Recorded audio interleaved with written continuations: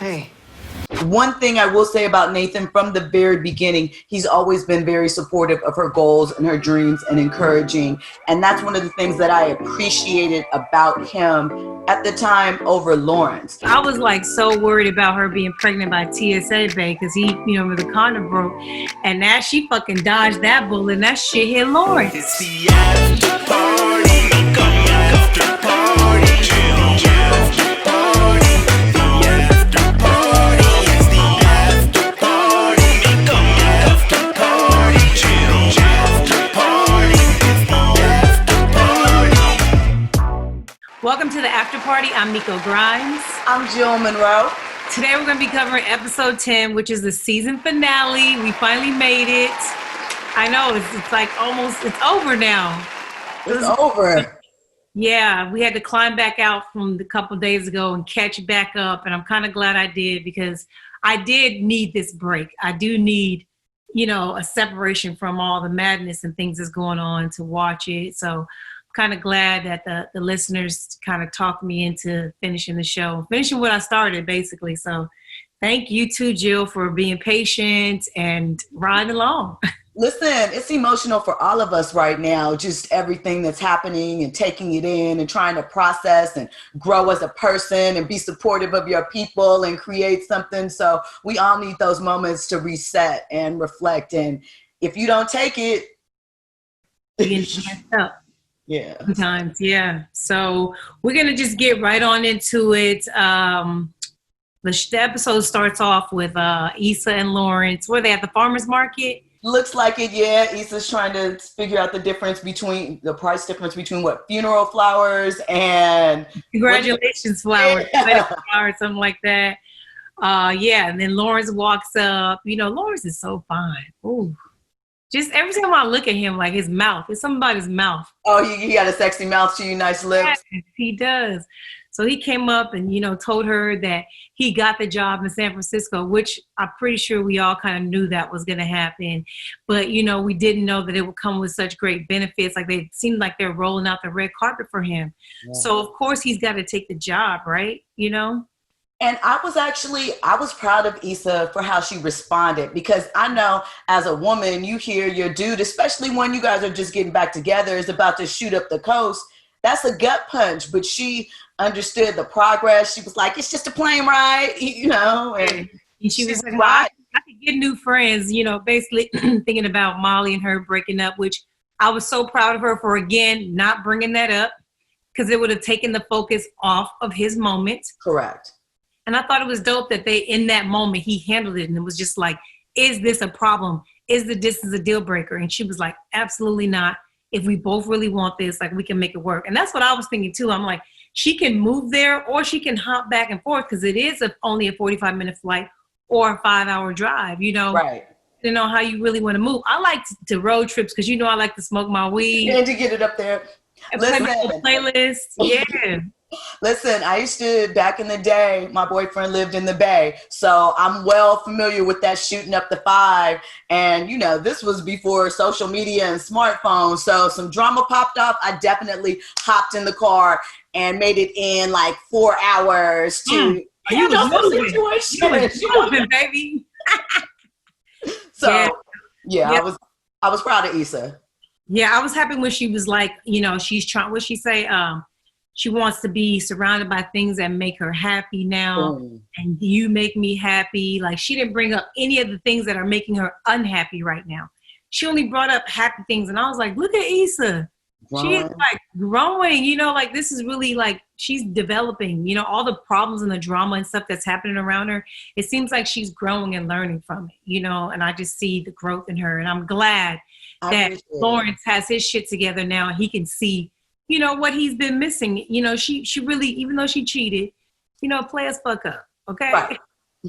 Rebound. We back. Yeah. Even though she cheated, like she authentically cares for him and, he just needed to get his ass off his own shoulders, and contribute to the relationship. And I think that now that he's ready to do that and his ego is out of the way of having his own company and he's comfortable being an employee and fulfilling somebody else's dream, I think it's dope because she's moving into entrepreneurship.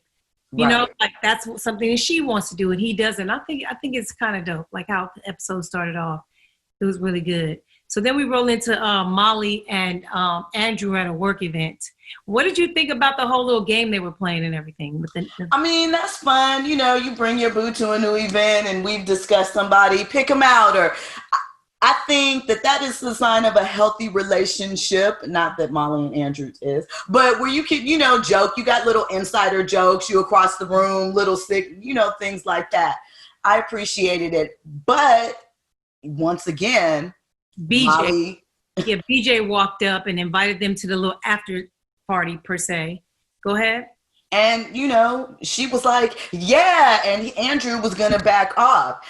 And he looked at her and she was just like, come on, say, you know, BJ sensed the weirdness. And I think, again, we instantly saw another situation where she doesn't take Andrew's thoughts, input, anything at heart. It's just whatever way she's moving at the moment.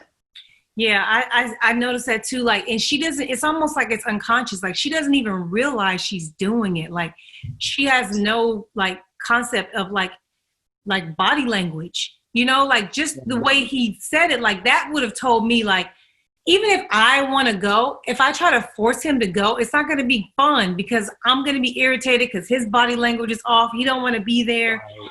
And she just wasn't taking that in. She was almost like basically like forcing him to live by her rules per se, you know, but, and of course, Andrew does it anyway. Like, he goes along with it, even though she tries to fake that whole, oh, we'll just let him play your artist or whatever. But he's like going along with it. And I was like, I'm proud of him, but I really want him to, you know, speak his mind and say something, but you know, he didn't yet until later. So we roll into the scene with Nathan's barbershop where Issa pulls up to the barbershop to see the space behind it for her event, which I thought it was great space. Like, as soon as I saw it, like, I was thinking about stuff I could do in that space. I was Right. I was like, oh, this is dope. Like, this, the fact that Nathan, after his hiatus, after his ghosting, he has really been a good friend and put the battery in her back to continue to push her to do the things that she needs done. One thing I will say about Nathan from the very beginning, he's always been very supportive of her goals and her dreams and encouraging. And that's one of the things that I appreciated about him at the time over Lawrence. I mean, we don't know, obviously, what they were pre their rough patch, Issa and Lawrence, as far as how they related to each other, if he encouraged her. So I won't say that Lawrence doesn't have it in him, but that is something that I respect about Nathan over Lawrence in that manner. Yeah, and then he apologized because he was rude about, you know. But right. Yeah, he was rude, but right about, you know, her and Lawrence's situation. And then, you know, he just kind of made it like, you know, I want us to be friends. I don't want to make your life awkward. So I have a question for you. Have you ever had an ex or just, you know, some dick or something you was messing around with and y'all realized that it's not going to work out in the relationship? So you just became friends and you're like really good friends? Do you have any friends like that? Yeah. Me too. I have quite a few actually. Like almost all my exes, like I'm still friends with them. And even though obviously I think they would all still nail me if I gave them the opportunity, but they don't try it. Like, they don't push up on me or try to holler at me or nothing like that. I think that I have like a guy's mentality. So I think that makes it easier for guys to like befriend me after. You're a guy's girl. You can, just like the other night, you can get on the court and hoop. You can talk shit. You guys are going to break down the game. You can let, you know, they feel comfortable being, they don't feel that they have to be, I guess. They have to put in the air. It's not like, you know, they could just be themselves and they know that she's going to understand that I'm not being offensive. I'm just having a conversation. So. Yeah. I think that having friends that are exes can be healthy, but it can also be a little dangerous, especially if you guys aren't clear, like both clear that this is not that. Like, we're just friends. And so I feel like Issa is putting that out there, that this is just a friendship. Now, will Nathan be cool with that? I don't know. You know, I don't know what I would be. I told you to begin with, I thought that she told Nathan too soon that she was back with Lawrence. Yeah. I know why she did, especially considering her past and, you know, that she had cheated on Lawrence. It just, there were things that I get why she did it, but I still think it wasn't in her best interest. I feel you. I could, now looking at this episode, I can see why you said that, even though I'm Team Lawrence, but I could totally get that now. So then we go to the scene where Andrew and Molly are back at the house, coming from the work event, and he wants to watch Looking for LaToya, which I think is bomb as fuck, because I cannot get my husband to watch no type of reality show. Like he'll do it. He's not gonna watch that. He like, like let's say if I make like some bomb like hummus dip, or if I make like some food or something, like a snack that he really wants, and I'm eating it while watching a show, he will absolutely sit next to me and fake entertain to eat the food. And that, I'm not gonna act like that ain't part of the ways that I get him to like watch shows. Right. Get your quality time. Yeah, so like, you know, he wants me to come watch him play video games. I want him to come watch me watch reality shows, because a lot of times there's like learning lessons and relationship lessons and tests that you can do with each other watching some of the shows. And he's like, oh, okay, whatever. But as soon as the snack is over, he's usually gone. He's gone. He's like, I don't care about this really shit here. So Andrew's over here saying he wants to watch it, and she's like, oh, I'm tired, I'm gonna lay down. He's like, all right, well, I'm gonna watch it. And she's like, no, you can't watch without me. And I'm like, damn, bitch, like, make up your mind. Like, what the hell? Like, you don't get to have everything. You don't get to have it both ways. She's self-absorbed. She's so self-absorbed. Like, And Andrew was getting pissed. You know, he was talking about how she's dismissing his issues, and whenever he has an issue with something, and then she's like, I thought, why you still, you know, not getting over shit? Like, I thought we already discussed this and we moved past this and blah, blah.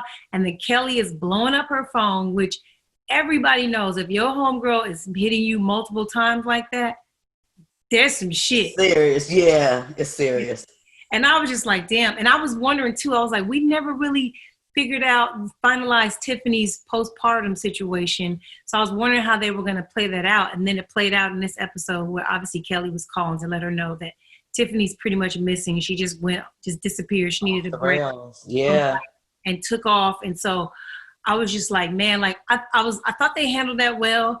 I loved how when they were on the bus and Derek was blaming himself, and Issa was like, basically, Issa and Molly both were basically saying like, no, this isn't your fault. Like, you didn't do anything wrong. And I think that when women have postpartum issues, everyone's very sensitive to, not everyone, but most people are sensitive to how they feel and the things that they're going through. But a lot of us forget the toll it takes on our significant other.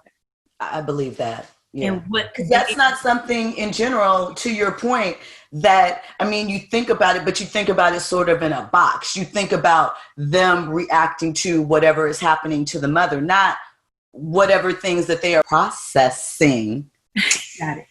on their own. So that's a very good point. I mean, I think that is something that a lot of people don't put thought into, and how it affects them both. But I will say about the bus scene, Molly, when she was listening to Issa talk, and I could tell that she was impressed, she's like, oh shit, she has control. Right.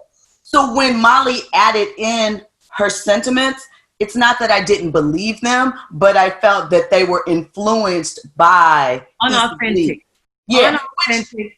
Which, you know, I'm not saying that there's anything wrong with that, because friends inspire each other. And if in that moment, Issa being a good friend and in the way that she did inspired Molly to want to step up in that way, I can't be mad at it. But I just I'm like, you picked up some things. Yeah, I noticed that too. Molly was almost self-reflecting the whole time. Like, even when they first got to the whatever that place was, what was it? The restaurant, the Mexican restaurant, or the very first place they went to looked like a bus. I don't know what the hell it is. But even when they had to link up together to go search, like, Molly was like, damn, like she was starting to realize, like, I ended this friendship for nothing. Like, I really care about this girl. Like, I really, you know, like, I fucked up. I feel like she was feeling like, and Issa wasn't really giving her any type of passes. Issa wasn't trying to be thirsty to talk to her, or, you know, she was focused on the task at hand, which was, you know, Tiffany.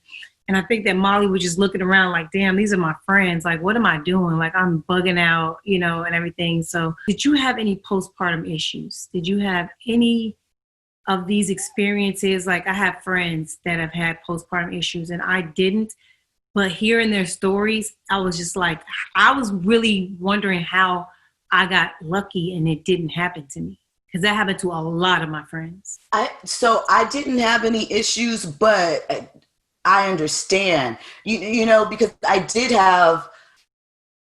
was in college. So, you know, I was tired. I went back to school 2 weeks after I had my daughter to go back to classes.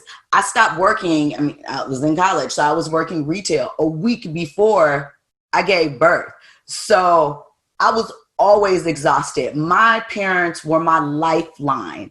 And if I had not have had them in my life to help me to, you know, I got to get up and go to class in the morning, baby's crying because she doesn't, you know, just to come and I'm going to take her for you for a little, you know, those things, I don't know. So I didn't experience a clinical or blues or depression or anything like that. But just being tired just because of the situation is I was so close to graduation. I was like, I want to push it through. So I felt for Tiffany. I felt for Derek. It was weird to me because I kind of watched it on Twitter, and some people thought that when they got to the hotel, they were thinking that Tiffany might have been with a man. I guess maybe that could have been a way she was working out the depression, but I thought it was pretty clear she needed a break. Exactly. Yeah. I was fortunate enough to obviously not be working when I gave birth to my son. I had pretty much quit my career to have him. But my only issue that I truly had was, it was obviously my first child, but I had raised children, you know, helped with raising children. So I was familiar with the newborn process. Like, I didn't need any help with that. But my only issue was that it was during football season. And, you know, a lot of people don't know what that's like. Right. My husband is gone all day. And when they come home, they're studying. Like it's like a grind, you know, it's a 17-week grind. And so I slept in my son's nursery. Like, we bought a couch, a very, very comfortable couch to put in there just so I could sleep, because I had a C-section also. So I couldn't even like walk, like standing straight up for a while. Like, I was walking like hunched over, like, cause my stitches, like, you know, like, I don't know. Yeah, it's a lot. It was a lot, and I did it all alone, but I don't think that I had any issues because I didn't have to work, because I didn't have pressure to be anywhere or do something. You know, it was just me and Aiden, you know, pretty much until January when he was 3 months, when the season was over. You know, Brent wasn't very involved because he was totally focused on football, you know, and I could see that maybe why there was other football wives that I know went through postpartum, because they were alone, but it didn't, I don't know, I guess because of my experiences growing up and helping raise my other family members' children kind of gave me an insight on what I was going to be dealing with. So I was ready. And I was 35. So yeah. So yeah. So I was just like, damn, like. But I mean, so how old is Tiffany on the show? They're about like 30. I would guess they're all the same age. Okay. Yeah. Right? So about 30, okay. Yeah. But so that I appreciated that storyline. Yeah. Much like you did. We kind of projected that and called that, and you know, it was kind of weirdly placed because it took up so much of the episode. It was important, but it was kind of strange to me. Yeah. Yeah. I liked the situation with the bus where they had to get off. Kelly hits the button, they get off. The cop, he was black too, which made it all so messy, which is exactly what we're going through right now. Yeah. I think that a lot of people just are so stuck with doing their job. And, you know, I understand there's rules and somebody could get hit. But you know, this wasn't one of those situations. They're at a red light. He could have just easily let them off the bus. You can tell that there was a franticness of their behavior, making phone calls on the bus. You know, like, you could tell something was brewing. And the guy was just trying to be an asshole and do his job. So shout out to Kelly for hitting the button. They get off. The guy summons the police over there. Molly uses her lawyer, you know, her lawyer mind. Yeah. Like, we ain't the only ones that hopped off the bus illegally. There was white people that hopped off too, but you're only folks on us. Which the cop was just like, damn. You know what? Not today. Yes. Kelly was like, fuck you and fuck you. Kelly is me in this scene. Kelly was like, fuck everybody. The only thing she needed to say at the end was fuck the police at the end. That would have been lit. But I was just happy that Molly was, was using her brain and not, she wasn't escalating the situation, because that can happen. You can have friends that will escalate something. She kind of did a smart tactic, which was bring the law into it and, just bring some common sense into it. Like, hey, we're not the only ones that hopped off the bus. Like, calm down. He didn't get hit. Right. And that's how we hope and how those interactions should go. Yeah. Yeah. Right. Kelly was over here talking about, tase me. I've been tased before. I'm like, Lord, Kelly. Now that ain't me. I wouldn't say that. I don't want to get tased. I don't want to get tased at all. But I will say fuck you real fast. Get that finger. So what happens after that? Oh, they get to the hotel. Yeah.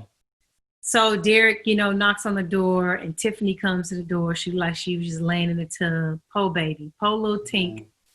And I was just like, man, like, I was wondering what Tiffany was thinking. Like, she was probably embarrassed. She's probably like afraid. It's tough if you need a break and you run away like that so dramatically. Like, you don't really know what to say. That's why you left. Like, if you knew what to say, you would have said it. But she didn't, and Derek wasn't trying to press her. He just gave her the close hug that she needed. Her friends were there. And I was just like, oh. She's safe. She's okay. Yeah. I'm very curious to see, the treatment, that she takes to get over this. Because I don't know. The only thing that I knew is the girls that I knew took pills, medication, for their postpartum. And a lot of them didn't react well to the medicine. They were saying that it caused them to be a little zombie-like, a little emotionless. And just it mutes you. It generally with those type of things, so that you don't go through the crazy swing of your emotions. So it kind of levels off your highs and it doesn't let you get too low. So yeah. So I'm curious to see where they take that into the next season. And then so then we go to the scene with Molly and Andrew. They're back at the house. Andrew's making tea. Like, this motherfucker, like, how you go? He knew he was gonna break up with her. He knew he was about to break up with her, but he done made her some tea, and she done sat down, and boy, was Molly begging for her relationship. Right? Thirsty. She wanted it bad. I'm just like, what? Better than Keith Sweat back in the day. Why? Right. I was like, damn, like, what did you think about that? Like, she was like trying to fight for the relationship, and then he asked her, like, is this really what you want? Like, what are you fighting for? I mean, and I felt that. Because I think that we've talked about it on one of the previous episodes. I think that her being with Andrew, just like she said, this is the longest relationship that either one of us have been in.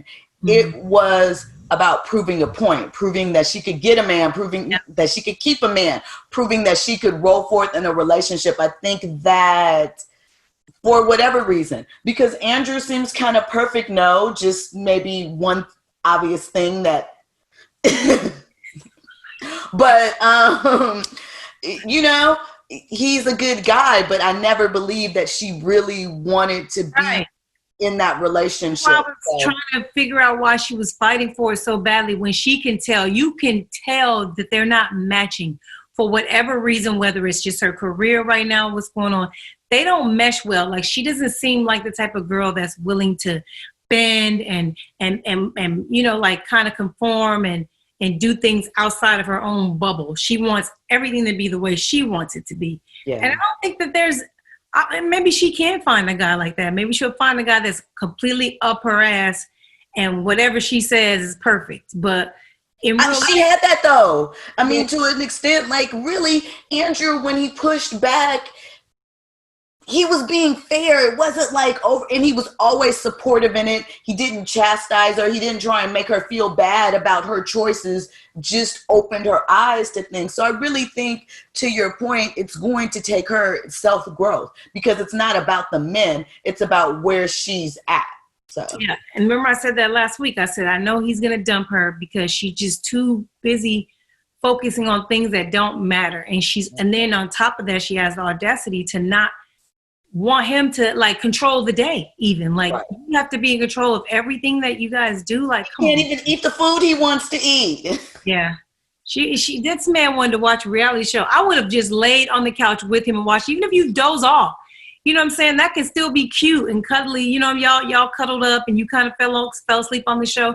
I don't think he would have been bothered by that because that would have been you doing something that he wanted to do. Yeah. Yeah, and so she just kind of missed that mark, and she was begging and begging and keep sweating, and he was just like, stop fronting, girl. Like, you don't even want this for real. You're just trying to prove a point. Like, you're just trying to stay with me so it don't look like what Issa told her, which is she was going to fuck the relationship up.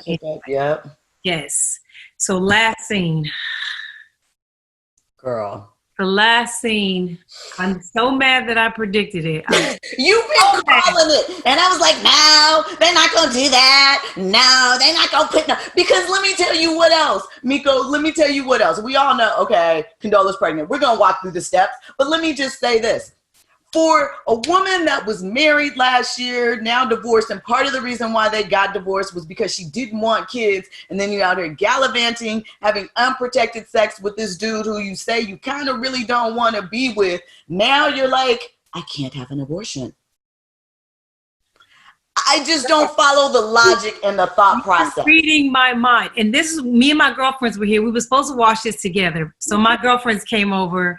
Jill had a family emergency with my puppy. Well, she's not a puppy, but so we didn't get to watch together. But my friends were like, why do you think that she said that to him? And I said, it's because she had an abortion in her previous relationship. I think because the way his face was screwed up when she said that's not an option, it was almost like, bitch, you lying, because I know you had an abortion. You told me, type of shit.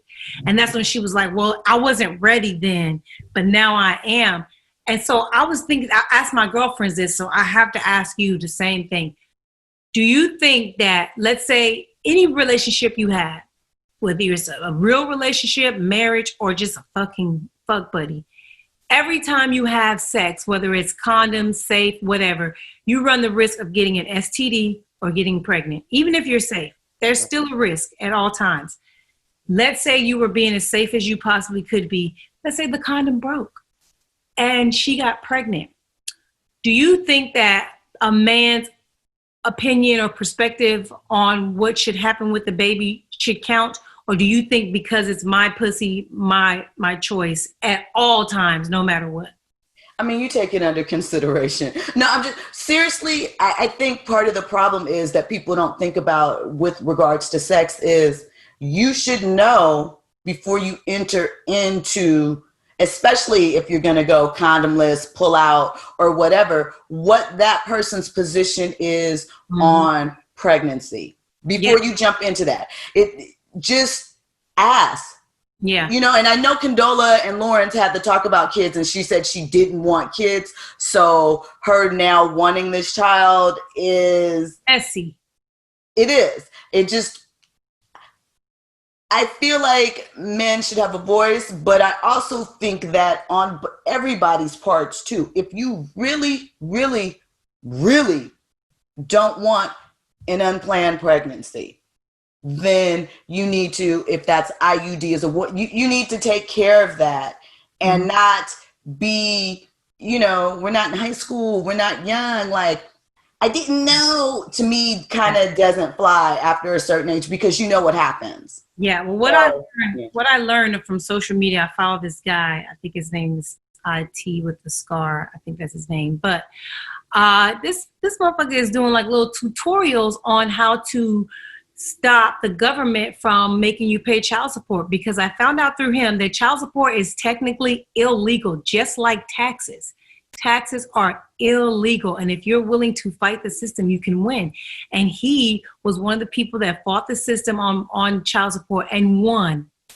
Here in California, won and does not pay any child support. And so I was thinking to myself, would women still want to have a baby with a man who doesn't want to be with them if they could not get any child support and also didn't have any like physical support?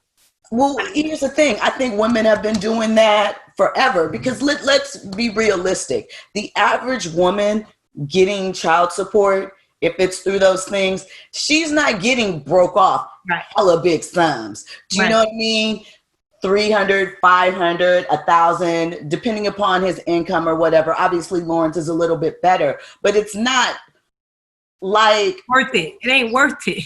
For the average woman, it's not gonna set you apart as far as life, and it really may not even really help wholly support that child, depending upon whatever your situation is. So while I understand that some men, they want to cap, they think it's not fair. We can debate the lifestyle thing or whatever at another time. But I do think that it is cowardice and punk bullshit for men to try and skirt around taking care of a child, because it's just your responsibility. So you want to cast the woman to the side, or you don't want to be connected with her. You were okay with that when you were sleeping with her, or whatever the chances, the opportunities were. You can't just discard the child like that. And you can't say that's not your problem, because this is what I say to a lot of my friends who are professional athletes who are in that bubble of changing a bitch's life with child support. And when they get on social media, and even when they don't get on social media, when they're in our little group chats, bitching and complaining about, oh my God, I'm paying her $600,000 a year in child support. Like, my kid doesn't need that. And this is what I say to them, and I'm going to say it to every woman as well. Make better raw decisions. Period. That's it. You can't complain about what a woman does with the $600,000, $1 million, whatever money that the courts say you owe because of your finances. That's it. You don't get to get mad that she bought a body, her whole body. You don't get to get mad that she's feeding your kid ramen noodles while she's at Mastro's. Like, you have came in a woman that you didn't know what type of mentality she had. You didn't know what type of mother she was going to be. You didn't do your due diligence. And it's also flipped on the other side, a woman not doing her due diligence to figure out, this man don't want to be in this child's life. He doesn't have his shit together. He don't have money. He don't have this. He don't have that. And I feel like if we, as on both sides, make better raw decisions, it will stop all these unwanted pregnancies. And even if you do have the pregnancy, you will both be on the same page on whether or not to keep the child or not keep the child. Because now it's like, damn, like she said, you could be in as much as you want. Bitch, that's his offspring. Like, it's not a puppy. Right. It's not just like, well, I mean, and granted, we know that there are men that would be like, all right, and keep that thing moving or whatever. But I just, it's interesting. I read an interview with Prentice Penny, who's the showrunner. He made a guest appearance in this episode. He was the security that looked like he see everything or whatever. And so they said, how we were talking about how when Condola kept calling when Issa and Lawrence were on a date. Yeah. They said she wasn't calling them because she wanted to tell him she was pregnant. Kind of fun. Yeah. And then so I didn't. I thought she was just, I thought maybe she was pregnant. And they said they hadn't even thought about it, that she didn't find out that she was pregnant until between these last two episodes. I knew she was trying to fuck. That's why I was like, no, Issa, no, you can't go home. No, don't let him get over that house. And the damage was already done. Apparently the club was already shot up anyway. Right. But I still feel like if he would have went over there, Condola probably would have talked him into giving her some dick again. And then he would have really just been confused about who he really wants to be with. And I think he made the right choice. And now that there's this baby coming, now we're in a situation where Issa's got to decide if she wants to be a stepmother. Like, what do you think? Do you think that she should take on this adventure? He's already going to San Francisco. I bet you he doesn't end up going to San Francisco. I bet you that's canceled. That's so fucked up, because now his career might take a completely different path. He might not be on the track to where he wanted to be, all because of an unplanned pregnancy. Raw decisions, like you said, yeah. And now Issa's still there, so now it's like, damn, like your man is going to start a family with another bitch and y'all are together. Like, that seems tough. The only way I see that being not tough is if Issa doesn't want kids and Lawrence does. Then it's like, boom, okay, he has that baby he wanted. I don't have to have any kids. Because I feel like I low-key used to wish Brent had a baby before Aiden, because I was like, I don't want to have any kids. But I ended up having to have the baby because, he wanted a child too. But that is got to be a very tough situation for Issa to be in. My God. Now you got to look at this bitch for 18 years and she was fucking your man. And you know damn well Condola going to try to come back and fuck again whenever she has a baby. You know what I'm saying? And they can come in, you know, the baby pickups. It'd be all types of shit that takes place.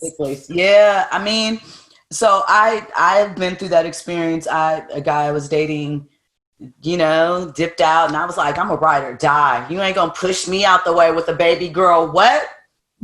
Yeah, no, I should have just got on the road because, you know, it's like, it's all good at first. And you know, it wasn't the child's fault. I have some friends that be like, fuck them kids, fuck that, you know, or whatever. Right. So I didn't feel that way about the child, but it's just, you know, at the time I didn't have any kids. Now you have a kid.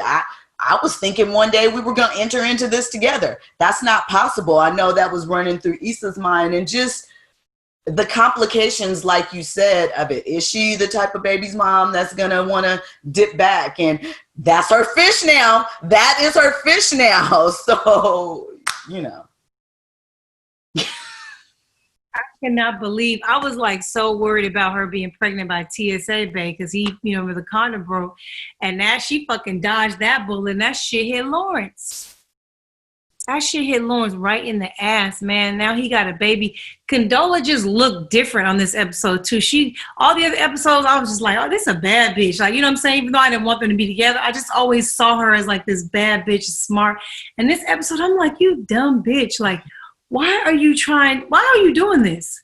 Like, why are you, like, I guess I can't tell her what to do with her body and all that kind of stuff. But for me, it's like, you know damn well he don't want to be with you. And that's a tough situation to be in.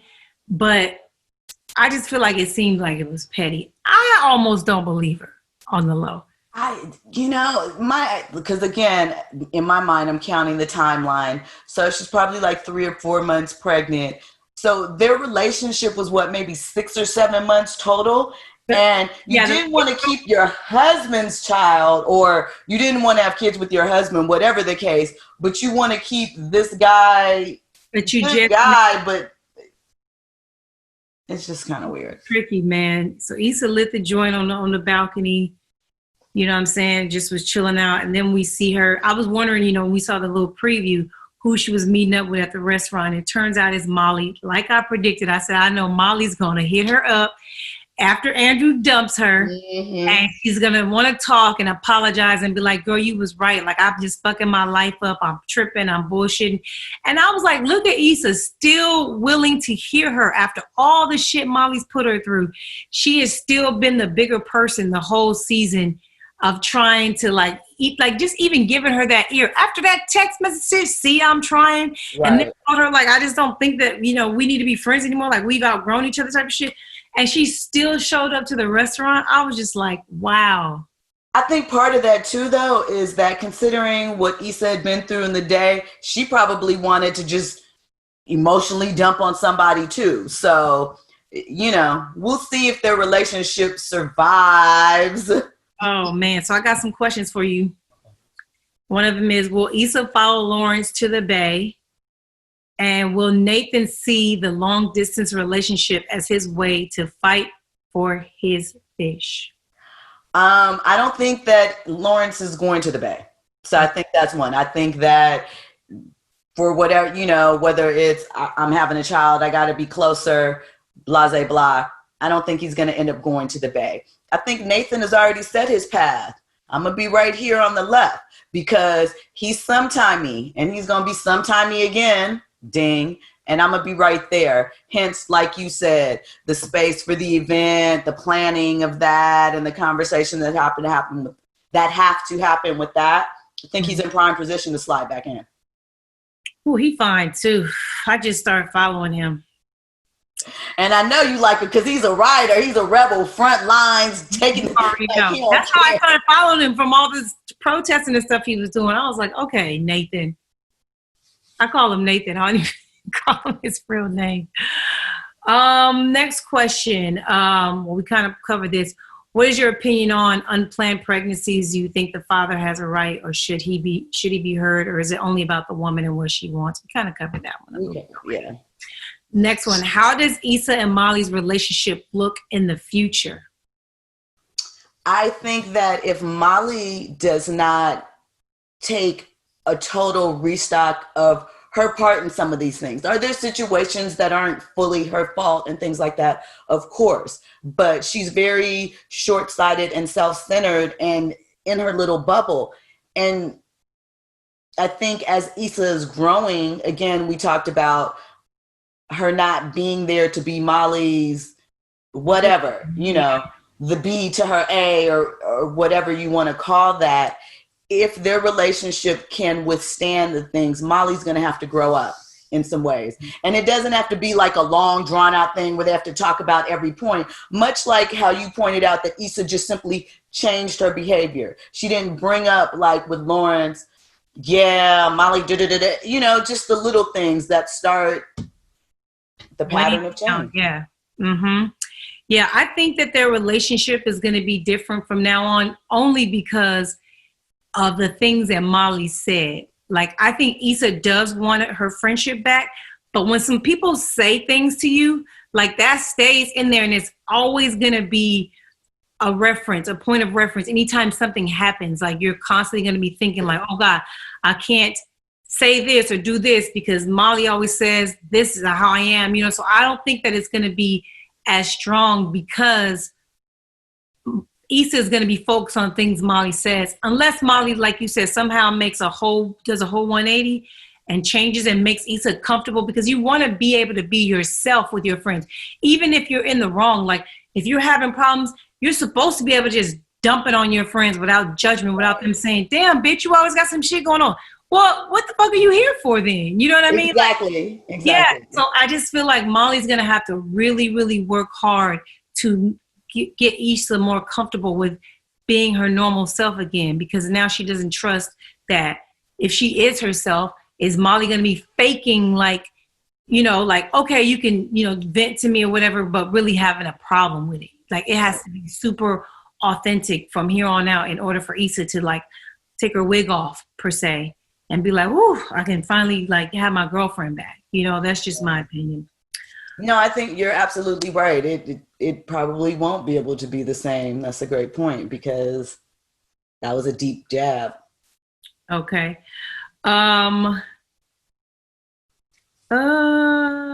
Let's see. The next question I have says, Nathan and Issa have become friends, but will Andrew and Molly be able to do the same, since they will probably still see each other around because everyone is still friends? I feel like everyone is still friends, but not in the way of the Derek, Tiffany, Kelly, Lawrence circle friends. Nathan is really just Issa's friend. He doesn't have any contact with the other members of the group. Right. So whatever and especially if Issa and Lawrence stay together, mm-hmm. Nathan is not going to be open-armed welcome to all of the events. So I kind of think I think we're done. Huh? So that means Andrew won't be around either. Yeah, I don't think Andrew will be back. Okay. Unless she wants to try and revisit it in another season, but I don't think that we'll see him. Yeah, that's all my questions. Do you have any? There is a question. Okay. I'm ready. The public wants to know, what's the next show that we're doing? Seriously. Are we coming back? Are we taking home? They want to know. They need the sauce. Okay. Yeah, I think that we should. I really am enjoying this. I like that, it's kind of like a girls' talk. Some guys chime in, but I think that it's really fun and entertaining. So we've got to like maybe see what everybody else wants us to cover. Like if there's another show coming out that, you guys want us to recap for the after party, you got to hit us up in the comments and DMs on, Instagram or YouTube and let us know, because I think it was fun. I think we did a great job. Jill, I thought you were amazing. You were amazing as always. Miko, bring the fire. Miko gonna go radical. You're gonna get a history lesson. You're going to get a rebel. It ain't no rebel without a cause. She got a cause and she's going to break it down, articulate it to you and make sure you understand and then ask you, bitch, are you stupid? Okay, it's okay. It's okay. We embrace that because you need to get punched in the face sometimes to take shit seriously if you're not paying attention. Ain't that right? That's right. Good. That was perfect timing for that. Yes. So, like she said, let us know, man. I think it was a good time. We need to catch something early, first episode of something. So if you guys know of any shows that are coming soon and you want us to cover it, make sure you let us know. There was a question. I jumped ahead with this question. Okay. I just wanted to know, as a woman, if, for example, when you were dating or any other times, would you stay with a man that had a oopsie? No, I do have my marriage is a little bit different. Cheating for me is not really a deal breaker. I don't really like monogamy all that much. I know it sounds weird. I didn't know that. No, I'm trying this monogamy thing. I am not with it. It's not. Oh, so Brent changed your life 360. He's like, okay, well, 180, I guess. So you're going to be monogamous. You're going to try this. We're going to lock you up and you're going to have a kid. Okay. He did all that. So for me, cheating, it's not what you do, it's how you do it. But I do have deal breakers. I used to have a long laundry list of deal breakers in my 20s and early 30s. And then as I got older, I realized these things aren't that important. Like, this is just childish. Like, it's stupid. Like, there are other things that are important. And I think I came up with 3 strong deal breakers. And one of them is having a child on me. Like, that is a deal breaker for me. The child before me, or like the situation that they're in is different. But if we were in a relationship and you cheated and you got a child, that's a deal breaker. If you burn my pussy, that's a deal breaker. And then the third one is if you want same sex, if he wants to have sex with a boy, that's a deal breaker for me. Everybody, I mean, here's the thing. I feel like you have to have your negotiable and your non-negotiable items, because if not, niggas will run amok on you. They'll goddamn run all over you, you know? And so those are my major, like, there's like little things that don't matter, but those are the 3 deal breakers that I told my husband that will get me the fuck out of here. Like, I'm out on these 3 things because I honestly, as far as the kids are concerned, it's really about legacy. I know a lot of men think legacy is great where you spread your seeds everywhere. No, we got my son, whoever's in this family, you passing everything on to him. I can't control how that other child's going to be raised. They're going to be attached to the fortune that we grew as a family, and we, meaning me too. I'm a part of the reason that he's a wealthy man to this day. And so I don't want to share that with another bitch. She wasn't here. She wasn't here shooting in the gym with us, you know? I get it. Yeah. Yeah, so that's why that's a deal breaker. Obviously, the STD is easy. You just not thinking about me and my pussy. That's not my house. Like, fuck yeah. And then, if he is with a man, I'm cool. Right. If you want to cheat on me with a man, I'm out. Everybody got their deal breakers, so. So, yeah, I mean, shit. It's that easy. Everything else I can deal with. I can handle it. I can push through it. I can get past it. But no, the child on me is a deal breaker. I'm out. Peace. Now we got to split everything up, the assets, and whatever you give to them is theirs. But I'm taking half and moving out before you give her anything. Yeah. What you get your half of, then y'all now do with I have that. to focus on me and my son's legacy if something like that were to happen. Now it's my job to make sure that he, whatever I have built and grown, that he's, the sole heir to. Because now everything's split. I'm not with it. Just not. 100%. Well, anyways, what a great episode. What a great way to end the show. They just left us with the nastiest cliffhanger, of course. Condola pregnant. I bet it's somebody else's baby. She was probably fucking somebody else. I think she's going to end up, maybe she'll lose it. I'm not wishing, like, I know that sounds crazy. I don't mean it like that. I'm just saying, as far as, for the drama of it, the theatrics. A lot of stress going on these days. People don't realize how having an unwanted pregnancy, the man can stress you out about that. You see what happened with Tiffany. Yeah, a lot of things can happen, in a pregnancy. So I guess we're going to have to wait till probably January Shit, longer than that. Next summer. 2021 summer. And it's gonna be like 2 months went by. You see how they doing us? It's been 4 seasons. We only went 1 year. Issa's only got one more birthday in 4 seasons. So they dragging us along like 2 big heavy balls. Shit, we might come back. Fat time jump. Lawrence and Condola's kid is 2. Oh, you never know. They can't do it like that. We need to see what happens in this pregnancy. I want to see a relationship with a baby on the way. That would be crazy. To see the drama behind that and having to deal with that and doctor's appointments. And I mean, we saw it. Janae, Derwin, and girl Melanie on the game. Melanie, yes. Oh, man. Yeah. This is the new age one, though. Right. The new age one. So I'm waiting. I'm excited to see what happens. But again, thank you for going on this journey with me. And I hope that we do it again. And we got to shout out. Oh, I'm sorry, but we shout out Simon, Vision Media, Reggie, Simon, for editing this.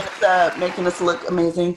Shout out to you guys watching and checking in every week, sending us DMs, emails, tweets too for me. We appreciate it. Again, don't forget, if there are shows that you would like us to cover or there's something you want to talk about, hit us up, drop them in the comments, hit the email, stilettojill@gmail.com. And iHeartMikoGrimes@gmail.com. And also movies also. We could do some recaps of some movies as well. I'm down with whatever. And there's a lot of good movies out now, so we could talk about it. You guys just tell us what you want to see. Yes. All right. So, and we're out now. I'm Miko Grimes. I'm Jill Monroe. And thank you for watching the After Party Season 1. Bye. It's the after party.